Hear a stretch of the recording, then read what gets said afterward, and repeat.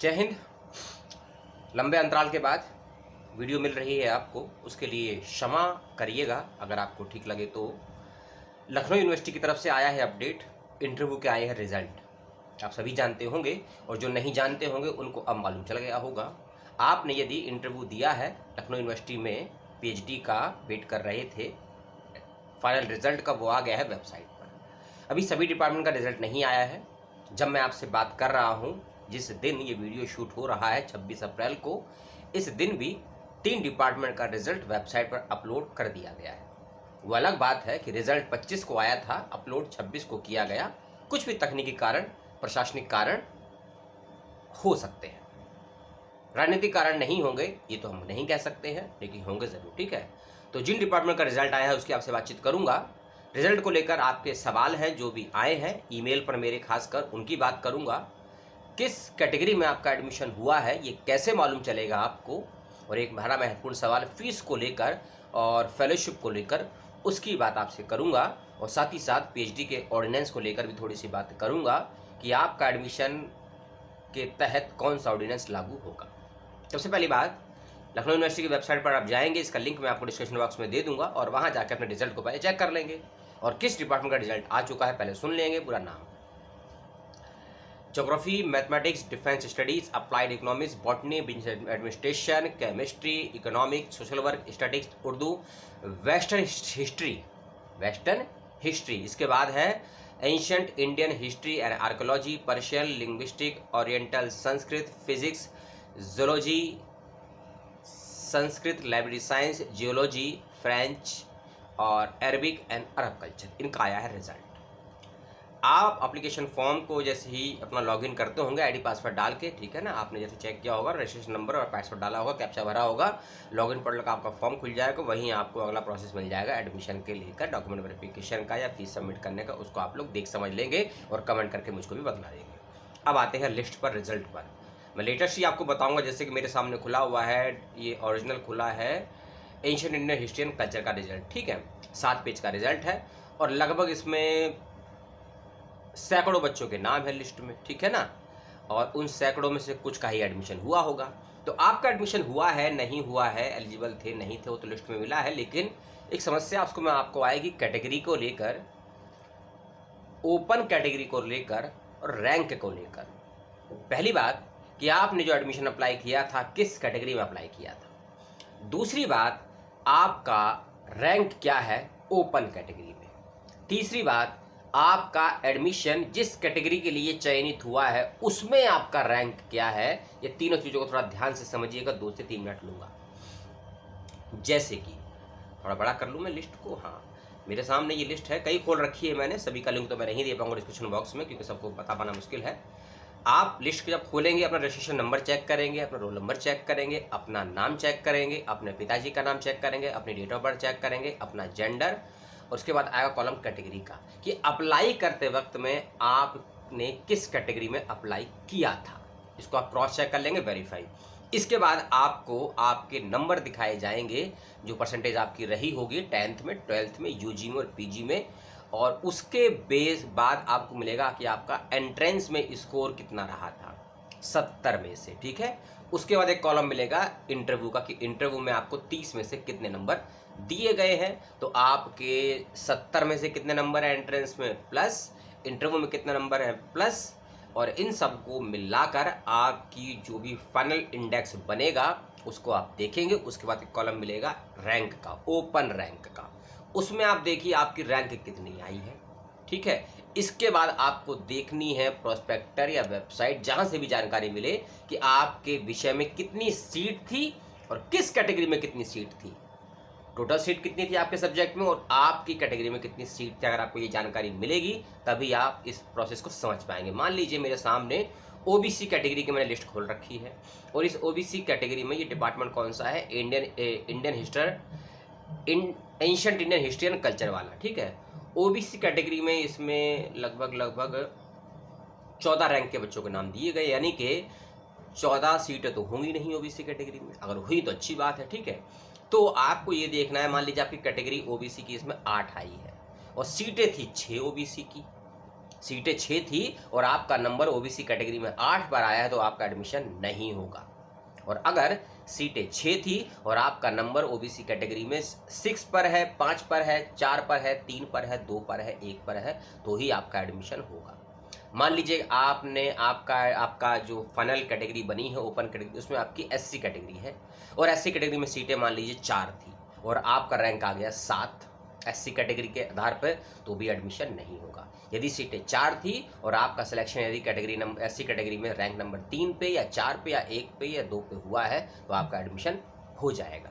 इसको ऐसे समझिएगा, क्योंकि ओपन रैंक के बाद में डायरेक्टली दिया गया है कैटेगरी रैंक, तो आपको अपना कैटेगरी में देखना है और सभी कैटेगरी अलग दी है। ओपन की कैटेगरी अलग है और ओबीसी की कैटेगरी अलग है, ईडब्ल्यूएस की अलग है, पीएच की अलग है, एफएफ की अलग है और डीपी की अलग है। ये सभी डिपार्टमेंट ने दिया है, अगर उसमें फॉर्म आया है तो ठीक है, इसको आप ध्यान से समझ लेंगे। और पुनः सभी को शुभकामनाएं, जिनका चयन हुआ है कमेंट करके बताएंगे ज़रूर कि आपका एडमिशन किस डिपार्टमेंट में हुआ है, पहली बात। और दूसरी बात, अभी रिजल्ट आया है यूजीसी नेट का, तो जिन बच्चों का भी नेट क्वालिफाई हुआ है, जेआरएफ क्वालिफाई हुआ, उन सभी को मेरी बहुत बहुत शुभकामनाएं और सलाम। जय हिंद। आपकी मेहनत को सलाम है, आपके पुस्तकों, आपके शिक्षकों और आपके मित्रों को भी मेरा सलाम कहिएगा। अब आते हैं वीडियो के दूसरे भाग पे, जो बात करता है फीस को लेकर। फीस कितनी होगी? एनुअल फीस देखिए, 5 साल का पीएचडी होता है, आपको 5 साल में 5 बार फीस जमा करनी होगी और एग्जामिनेशन फीस अलग होती है और एनुअल फीस अलग होती है। एग्जाम तो आपका एक ही बार होगा। अगर किसी चांस से या किसी घटना के कारण आप कोर्स वर्क फेल कर जाते हैं तो दोबारा फॉर्म भरना होगा, दोबारा से पेपर होगा, दोबारा से फीस जमा होगी कोर्स वर्क, ठीक है। एनुअल फीस कितनी होगी इसको भी सुन लीजिए। लास्ट ईयर के अकॉर्डिंग जो बच्चों ने बताया है 10,000 से लेकर 14,000 के बीच में फीस रही थी। अब आप कहेंगे ये एग्जैक्ट फिगर तो है नहीं, क्योंकि ये चेंज होता है, सभी कॉलेज का अलग अलग होता है, सभी डिपार्टमेंट का अलग अलग होता है और सभी कैटेगरी की फ़ीस अलग अलग होती है। जो फीस पीएच कैटेगरी की होगी वो फीस एससी कैटेगरी की नहीं होगी और जो फीस एससी कैटेगरी की होगी वो फीस जनरल कैटेगरी की नहीं होगी, ठीक है। तो लेकिन मिनिमम अपना 10,000 प्लस समझिएगा और मैक्सिमम 15 से कम समझिएगा। के की है 15,000 की फीस बता रहा हूँ, ठीक है ना, ये आपकी फीस रहेगी। दूसरा सवाल छात्रवृत्ति का, फेलोशिप का। जब से न्यू एजुकेशन पॉलिसी 2020 के नियमावलियों के तहत विश्वविद्यालयों ने एडमिशन देना प्रारंभ किया है, तब से ये फेलोशिप का मामला थोड़ा सा हिल चुका है, क्योंकि किसको फेलोशिप देनी है और कितनी फेलोशिप देनी है और कितने परसेंटेज बच्चों को फेलोशिप देनी है, इसका ऑटोनोमस या इसकी अधिकार केवल विश्वविद्यालय के हाथ में दे दिया गया है यूजीसी के माध्यम से, ठीक है। सेंट्रल यूनिवर्सिटी अगर होती है तो फेलोशिप सभी को मिलती, ऐसा भी नियम नहीं है। दिल्ली विश्वविद्यालय के बाद से परिचित होंगे, ड्यू के अंदर ऐसा है कि सभी डिपार्टमेंट सभी बच्चों को फेलोशिप नहीं दे रहे हैं, चाहे नॉन नेट हो, इसका ध्यान रखेगा, ठीक है। हाँ, यदि आप जेआरएफ क्वालिफाई हैं, एनएफएससी, एनएफएसटी, एनएफओबीसी है या पीएचआरजेएफ है तो आपको 100% फेलोशिप मिलेगी। लेकिन जिनका नेट क्वालिफाई नहीं है या नेट क्वालिफाई है उनको नॉन नेट मिलेगा या नहीं मिलेगा, इसका फैसला पूर्णतः विश्वविद्यालय का अपना अपना विभाग करता है, इसका ध्यान रखिएगा, ठीक है। आपके मन में ये धारणा बनी है कि हम नेट क्वालिफाई हैं तो हमको मिल ही जाएगी, ऐसा नहीं है, चेंज हुए हैं नियम, इसका ध्यान रखिएगा। अगली बात वीडियो की ऑर्डिनेंस की। 2023 में आपका एडमिशन हो रहा है, 23 का सत्र है, तो इसको ध्यान से जब आप फीस जमा करने जाएंगे या ऑनलाइन ऑफलाइन जो भी होगी, तो अपने विभागाध्यक्ष से, फैकल्टी के डीन से, यूनिवर्सिटी के रजिस्ट्रार से या किसी शिक्षक से या यूनिवर्सिटी के विशेषज्ञ जानकार से इस इन्फॉर्मेशन का पता आपको स्वयं लगाना होगा कि आपका एडमिशन पीएचडी के किस ऑर्डिनेंस के तहत हुआ है। और अगर मैं डीपली और जाऊँ, अगर आपने फॉर्म भरने से पहले या फॉर्म भरते वक्त या फॉर्म भरने के बाद प्रोस्पेक्टर को ध्यान से पढ़ा हो जो पीएचडी का आया था, उसमें भी ये स्पष्ट मेंशन होगा, 22 और 23 में दोनों में मेंशन है कि जो एडमिशन होगा 22-23 में किस ऑर्डिनेंस के तहत होगा। 2022 का नया ऑर्डिनेंस होगा पीएचडी का, या 20 वाला ऑर्डिनेंस होगा, 18 वाला होगा, 16 वाला होगा या 9 वाला होगा, ये स्पष्ट उसमें मेंशन होगा। क्योंकि अगर आपको ऑर्डिनेंस की जानकारी नहीं है तो समस्याएं खड़ी होंगी आपके समक्ष डीआरएस के दौरान, टॉपिक डिफेंड के दौरान, गाइड के चयन करने के दौरान, और जब कोर्स वर्क का रिसर्च करने के लिए आउट ऑफ यूनिवर्सिटी जाएंगे तब आपको दिक्कत हो सकती है, क्योंकि काफ़ी रूल्स एंड रेगुलेशन चेंजेस होते हैं इन सभी के अंदर। ज़्यादा डीपली मैं नहीं जाऊँगा क्योंकि विश्वविद्यालयों की सुरक्षाओं के नियमावलियों का उल्लंघन हो सकता है, कम बोला है, ज़्यादा समझिएगा, क्योंकि आप भी शोधार्थी हैं, हम भी शोधार्थी हैं, आप भी विद्यार्थी, हम भी विद्यार्थी, और सबसे बड़ी बात, हम सभी एक जिम्मेदार नागरिक हैं। और जिम्मेदार नागरिक बोलता कम है, करता ज़्यादा है और सभी को चयनित होने की पुनः बहुत बहुत शुभकामनाएं। जिनका रिजल्ट नहीं आया है बहुत जल्दी रिजल्ट आ जाएगा, ऐसा मैं आपको विश्वास दिलाता हूं। वेबसाइट को प्रतिदिन चेक करते रहिए क्योंकि 17 अप्रैल से रिजल्ट आना प्रारंभ हुआ है और 26 अप्रैल तक रिजल्ट आए हैं।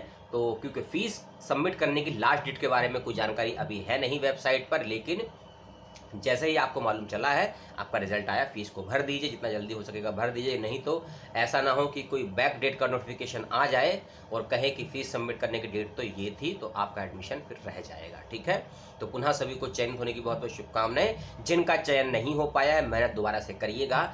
चयनित ना होने का कारण मुझसे मत पूछिएगा क्योंकि जवाब मेरे पास तो होगा नहीं, विश्वविद्यालय से, प्रशासन से, एडमिनिस्ट्रेशन से, एचओडी से ही आपको जवाब मिलेगा इसका कि आपका चयन किन किन आधारों पर नहीं हो सका है। और सबसे अच्छी बात, अपना इंट्रो इन्फेक्शन खुद करिए, अपना आत्म आलोचन, अपना आत्म अध्ययन यदि स्वयं करेंगे तो क्योंकि अपनी कमियों को अपने से बेहतर शायद ही कोई बता पाए। इस बात को आप अच्छे से भली बात समझते होंगे, जानते होंगे। अगले वीडियो में बात करेंगे अन्य विश्वविद्यालय की, और जो ये गैप हुआ 10 से 15 दिनों का उसके लिए मुझे माफ़ कीजिएगा। कुछ कारण थे, एकेडमिक कारण थे, शैक्षणिक कारण थे, जिनकी वजह से आपको समय पर वीडियो नहीं मिले। कोशिश करूंगा कि वीडियो समय से मिले आपको, और अपना समय देने के लिए, अपना डेटा खर्च करने के लिए सभी के लिए आपका तहे दिल से शुक्रिया है, धन्यवाद है। और आपने अपना समय दिया उसके लिए धन्यवाद। फिर से अंतिम वही एक रटी रटाई लाइन पुरानी सी कि आपके पास कोई सवाल है, कोई सुझाव है, कोई डाउट है, कोई शंका है, लघु शंका है तो करके आ जाइएगा और कमेंट करके सवाल पूछ लीजिएगा। और अपना, अपनों का, परिवार का, प्रकृति का, पुस्तकों का, शिक्षकों का ख्याल मत रखिए, इज्जत करिए, उनसे जितना सीख सकते हैं सीखने का प्रयास कीजिए। जय हिंद।